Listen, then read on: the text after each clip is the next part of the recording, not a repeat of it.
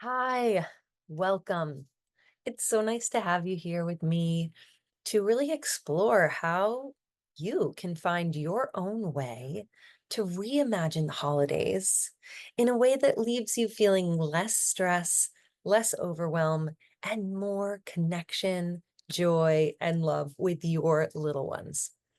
I think about this constantly, and I'm really excited to share it with you today.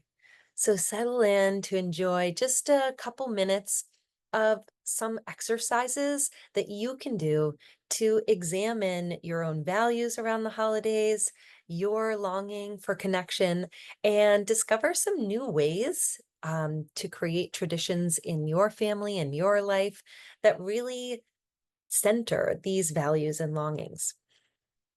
I'm going to share from my own experience, which is an American non religious experience of the holiday of Christmas.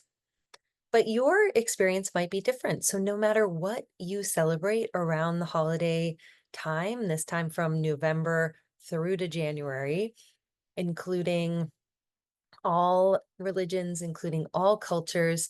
I think that the majority of us, especially living in a capitalist system, experience a lot of stress and a lot of pressure and a lot of societal expectations that feel really difficult to navigate and can leave us with the type of stress that causes us to be short tempered and frustrated, sometimes even yelling at our kids in a time when we really kind of imagine and talk about these experiences bringing joy and light and love to our families. So, here in the Northern Hemisphere, we're experiencing creeping towards the darkest nights of the year.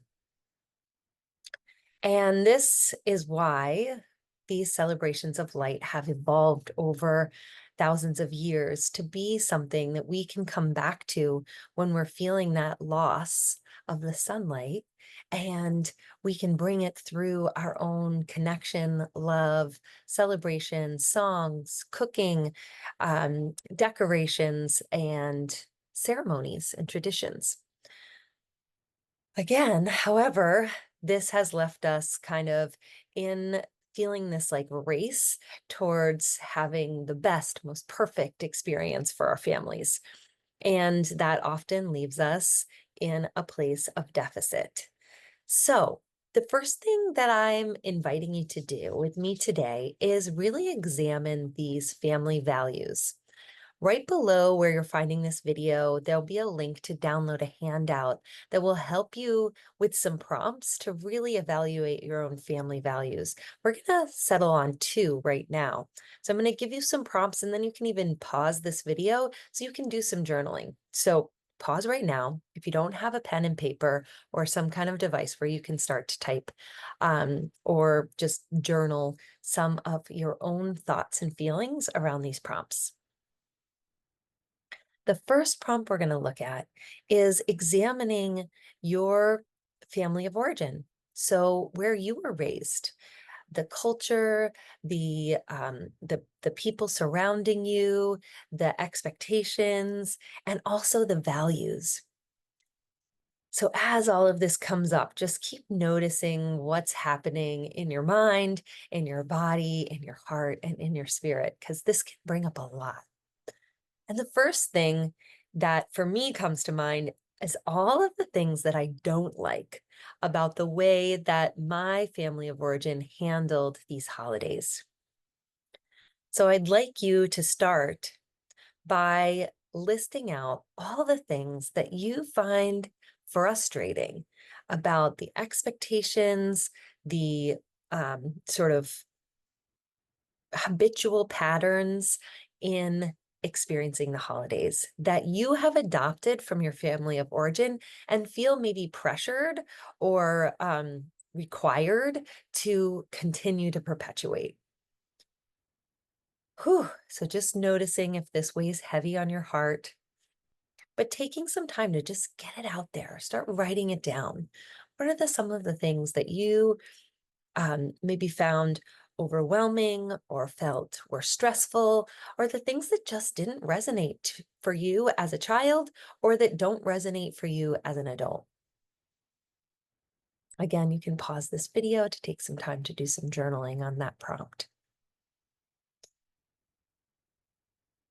Okay, so now we're going to really look at the things that we honor and appreciate about these traditions from our family of origin.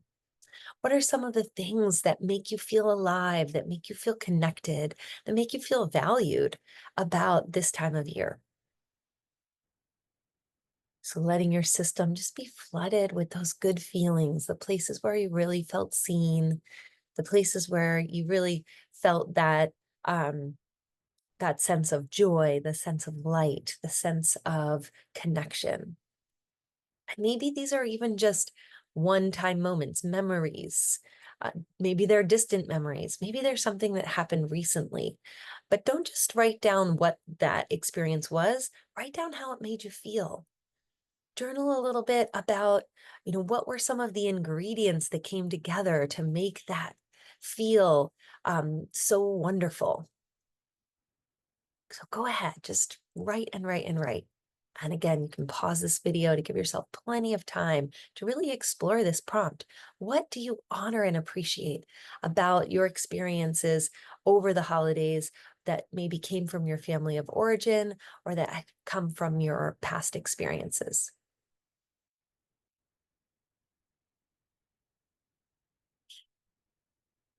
Great.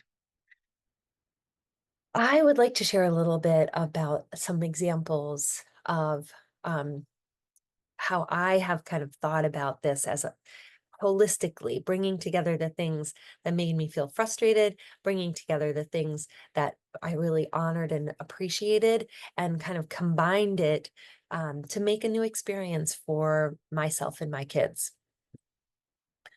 One memory I have as a child celebrating, again, a non-religious version of Christmas is I remember the year that I found out that Santa Claus wasn't real. Um, that this idea of a person coming to my house who was a stranger delivering presents was in fact just my parents, kind of sneaking around at night when I was sleeping and providing these gifts.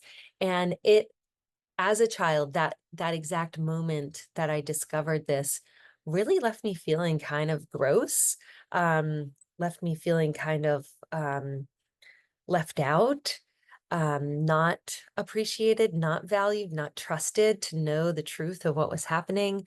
Um, and yeah, it just didn't feel good to feel like I had been duped. So I then combined that with some of the things that I really loved and valued about the holidays. I actually love that sense of surprise. I love the sense of wonder and exploration of Christmas morning, of discovering all these new magical, fanciful things in my home and the gifts. Um, so one of the ways that I kind of combined these two things and created a different experience for my kids was that I told my kids that Santa Claus is everyone who loves them, that the spirit of Santa Claus is real. Our ability to imagine someone so generous who could give a gift to every child in the world was a feeling and an experience that lived in all of us. And that this is what created such a gracious opportunity for us to gift each other something special, magical, and surprising. And out of that, my sister and I actually created a tradition a number of years in a row. We did this fun and silly tradition in which um, we created a scavenger hunt. We created a Santa Claus scavenger hunt. And what we would do is we would hide a little note inside the tree that the children had to find. And on this note, it gave them clues to where the first gift was hidden. And they discovered a series of gifts hidden all over the house. And these gifts were little essentials that the children needed that came from the thoughts and well wishes of people who loved them. So maybe their grandmother had been hoping for them to have good dental health. And so there was a cute note from their grandmother with a toothbrush and their very own tube of toothpaste. And then the next hint from the next Santa Claus who was hiding something else. And so each one kind of had not just a gift, but an essential that they needed. So this wasn't giving them extra junk that, like all these piles of toys that weren't really necessary in their lives. Um, and it was also providing them sort of with a moral experience, something that was another additional value of our family, like good hygiene is important, thing that we wanted to teach our children and for them to value. So we got really creative with how these kinds of things could unfold, and the kids really looked forward to the surprise of discovering the scavenger hunt and having this lengthy experience too. So it wasn't just like, ripping open a bunch of presents and lasts like 2 seconds and then it's over, but really having this collective experience of discovering the clue, figuring it out, finding the next little gift, discovering what it meant for them and why it was valued in their lives and how they could continue to use it throughout the year, et cetera, et cetera. I won't elaborate more, but you get the idea. And this launches us into the next theme of this video and this conversation that you and I are having, which is really stepping outside the status quo and discovering and creating your own traditions. So, how can you really start to elaborate on the things that you love and eliminate some of the things that leave you feeling frustrated and overwhelmed? And for me, this really combines with these societal expectations.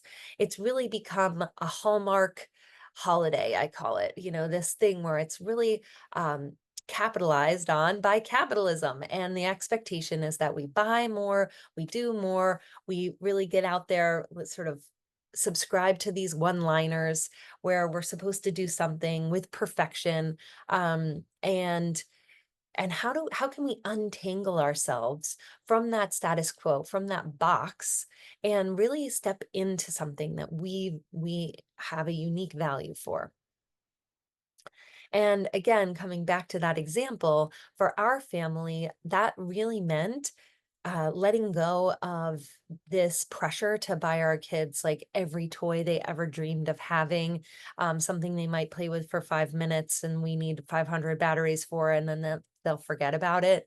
Um, and really leaning more into the experience we had together in the moment and really valuing our opportunity to be honest with each other and create that trustworthy um, relationship that starts with telling the truth and then elaborating on that with our own collective imaginations of what that could mean and what that could look like.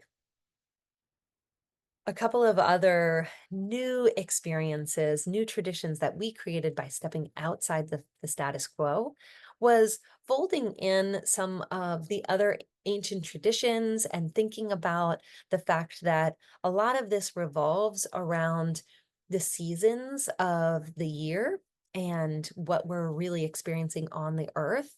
And for us, that meant celebrating the winter solstice. And for my mom, who actually found a lot of stress around the holidays, and a lot of that ancestral wounding and stress is something I'm working to untangle within my own system. And one of the things, it feels funny now even talking about it, but one of the traditions she created later in her life was that she loved having the tree. She loved decorating it with lights. She loved bringing in that smell, the lights, the music, the sweets into her home. And so she would start early, like in November, like get the tree in late November, decorate it, bring the light, have that joy. But instead of feeling that pressure for this like perfect Christmas morning, her trajectory was from November to winter solstice. She was like, "I'm gonna bring the light." And then as that tree got drier and drier, because here in the Northern Hemisphere, in the Northeast of the United States, we start turning the heat up. And that makes for a really dry environment for a dead tree. Um, on the winter solstice, she would undecorate this dead, dry tree, bring it out to an area that she already had created for bonfires. And on the winter solstice, we lit that tree on fire and had a huge bonfire and an outdoor celebration with warm foods and song and celebration, and really just like blew up the whole tradition of Christmas. Um, and allowed it to be something totally new. So that's kind of like a wild outside the status quo experience of how to just create something new. And it was something we looked forward to every year, was burning this tree. Thank you for listening to that story. I hope you can find some of your own stories of how you can get really creative with like a new experience. And one of the really important things for our family is also around boundaries, how to establish clear boundaries so that we're centering our children, our children's needs, and our children's experiences, and decoupling that from the expectations of adults and the expectations of society. Some really important boundaries that we put in place were around consent, not just um, valuing and centering the consent of the adults, but also the children. So this is going to be a tough one for some people to swallow or to hear. And for some of you, you may already be doing this. But one really small adjustment we made was that we don't require our children to give hugs to relatives, especially relatives that we only see maybe once a year around this time. And that it's our children's choice how they greet those adults and how they show their affection and when they show their affection, and allow that to be really authentically driven from the child. And often for young children, this might look like, staying close to the parent's leg, or being held by the trusting adult in their life when greeting and meeting these relatives who might feel like strangers to them. Even if it's a grandparent that they've seen several times throughout the year, that first holiday experience can feel really overwhelming. So trusting the child to receive what they need from the person that they find the most connection and safety with, and then settling into the evening or the day and allowing that connection with the grandparent or the aunt and uncle or the extended family to develop. And often that moment of affection and connection will happen later in the day, where the child will authentically offer a hug or want to climb up in their lap and have a little bit of a story or a snuggle or a connection. So really allowing that consent to come from the child and not requiring it as a pressure of the way that you greet, an elder. We also beforehand practice introducing ourselves and being able to say hello. It's nice to see you, practicing some of these expressions or sayings that we do so that the child already has an experience of what that might look like and feel like before they get there. And then we're like, hey, you're supposed to say hello. You're supposed to make eye contact or shake a hand or give a hug or a kiss, but really um, clearly expressing and modeling and practicing what that greeting might look like and what are the child's options. Do they offer a high five? Do they offer a fist bump? Um, do they want to, we call it the ET, this one finger touch, right? So like that there might be options for how to reach out and make that connection with a new person in their life, or someone who just feels new because this is a young child. But also some of those boundaries came as our children grew older and were teens or preteens. My daughter in particular has a very somber and some people even feel stern expression. You don't get a lot of enthusiasm and joy from her unless, again, it's authentic. But she's not willing to put on a fake smile for someone else because they say she looks prettier when she smiles.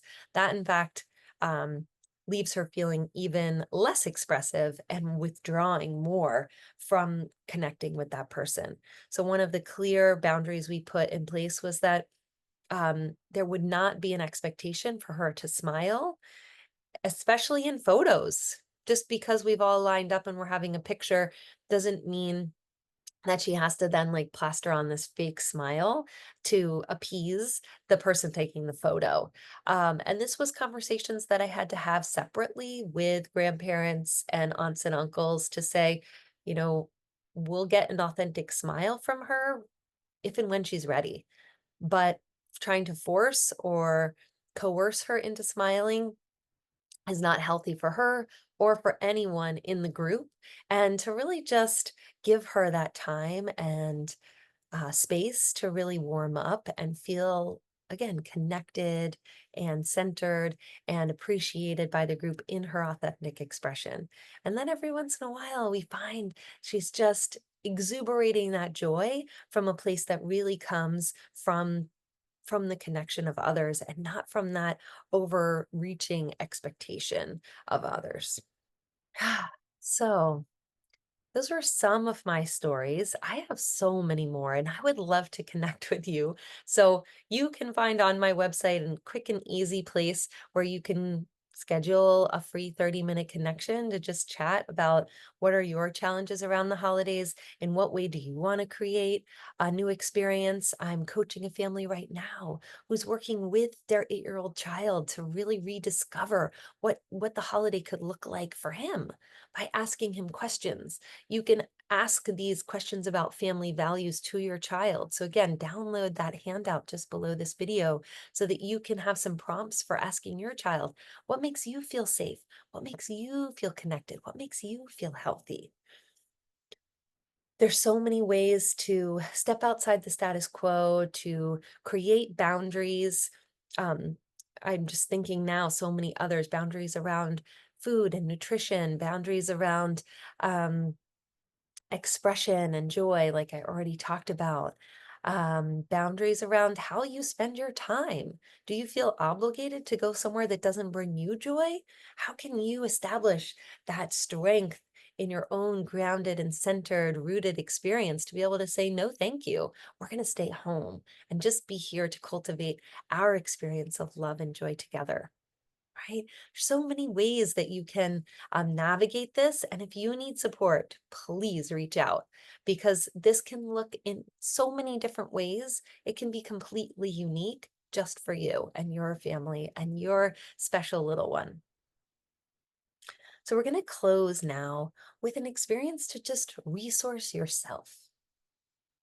I have been talking a lot lately about micro moments of self care, how to really just go within and give yourself a little bit of nourishment through your breath, through your awareness, and that attention to yourself. So taking a breath, slowing down. We're going to start by giving your body a little attention right now. Taking some time to pause this video and start with reading the things that you wrote down around what left you feel stressed and overwhelmed around the holidays. What are the things that you no longer want to perpetuate about the experience of the holidays for yourself? And after reading that, take a breath and bring that awareness, that attention inward. Notice what you're feeling in your body right now. Starting with movement, how's your breath? How's the movement of the air coming in and out? Perhaps you just noticed that you were holding your breath or that your breath was very shallow and tight. That's okay. We're not changing it. We're just noticing it right now. What about your heartbeat? The movement of your heartbeat right now. Is it fast? Is it slow? How about your digestion? I'm noticing like a tightness in my gut. Like there's just no movement down there. It feels frozen. Maybe you might feel a sinking or a dropping in your digestion. And this might lead you inward to feeling sensations. Are you noticing any tightness in your muscles, in your joints? Are you noticing any relaxation, softness anywhere? And also just letting yourself notice your body temperature. After thinking about these things that you no longer wish to perpetuate, are you feeling hot? Are you feeling cold? Perhaps one part of your body is feeling flush and warm and heated, while another part, maybe your extremities, are cold and icy. So just noticing temperature. Mm.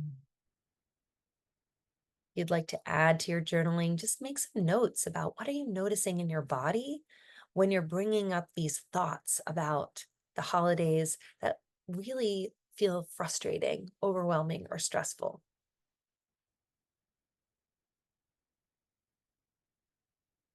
Great. Now letting yourself just kind of shake that off, brush it off, really use your hand and some movement to reorient yourself. Maybe a breath with an exhale and a sigh. We're going to shift gears. Now take some time to read what you love, what you honor, what you appreciate about the holidays. Some memories that left you feeling connected, alive, and loved. Pause this video if you need to just really read that completely. Again, with this awareness of what's happening in your body as you feel this.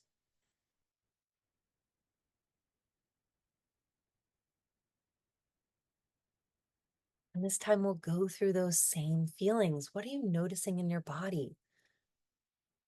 How is the movement of your breath, of your heart, of your digestion? Perhaps you notice a little movement in your posture. I find myself feeling like I'm leaning back a little bit more, feeling a little more relaxed.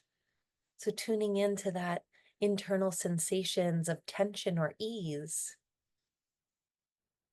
I'm noticing my chest feels a little more lifted while I feel a little bit more leaned back and relaxed as I think about these actual joyful moments and memories of the holidays. Perhaps you're struggling to think about something you enjoy or appreciate about the holidays, and that's bringing up some grief. That is welcome here too.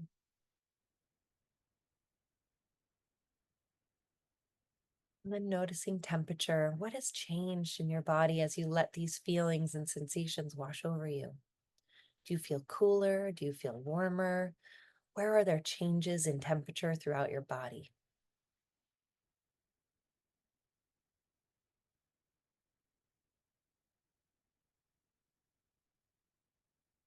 Now, finally, allowing yourself to take one more step inward. I like to place one hand on my heart and one hand on center, taking deep breaths. Just give yourself a little gratitude and appreciation for taking this time today to watch this video. Appreciate yourself for really even considering that there might be a new way around the holiday, for having this longing for more connection and joy in your family. Breathe it in and remind yourself that this takes time to discover. And it's not just your responsibility, it's something you get to do with the loved ones in your life, the people that you love and value. Say thank you to yourself for taking this time. And I'll say thank you to you for joining me here. I hope you found this helpful and valued, and I can't wait to connect with you again. There'll be so many more opportunities for us to keep untangling the things from our past, from our childhood, from our family of origin, from our ancestral patterns, slowly untangling that so that we can create a more authentic, truthful, and connected way forward for you and your family and for us in community. Thanks again for joining me. Mwah. Talk soon. Bye bye.